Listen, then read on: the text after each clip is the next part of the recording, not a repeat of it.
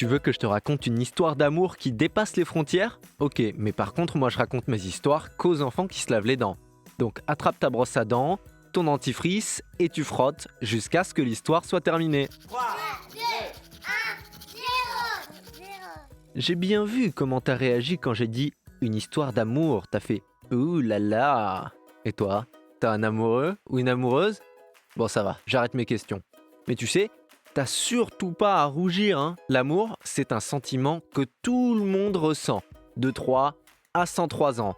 D'ailleurs, c'est le sujet principal des livres, des films ou dans la musique. C'est toujours « Oh, je l'aime, mais lui, il le sait même pas. Comment lui dire ?» Ou « Bon, je l'aime plus, mais je crois que j'en aime une autre. Comment faire ?» Parce que l'amour, c'est quand même plein de questions compliquées. Mais ça en vaut la peine, hein. T'as remarqué ? Dans les histoires d'amour, par contre, on parle jamais des vieux. Enfin des personnes âgées, je veux dire. On voit jamais dans les films des petits papis et des petites mamies qui vont au restaurant ou au cinéma, qui s'offrent des fleurs. Et pourquoi ils auraient pas le droit, eux, hein? Y a pas d'âge pour tomber amoureux.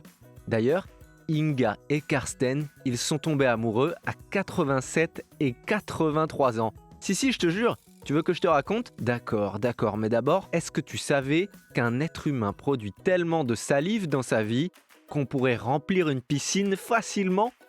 Hein? Ah mais trop dégueu, une piscine de salive, faut surtout pas faire ça. C'est juste une image. Mais dans une journée, tu vas produire environ 1 litre de salive. Mais ça n'est pas sale, hein? Parce qu'en fait, la salive, ça sert à tuer les bactéries que tu as dans la bouche. Ça évite que tu aies mauvaise haleine. Mais le mieux, c'est encore de brosser tes dents. Alors frotte. Je reviens à Inga et Karsten. Inga a 85 ans et elle vit à la frontière entre le Danemark et l'Allemagne, côté danois. Karsten, lui, il en a 89 et il vit de l'autre côté.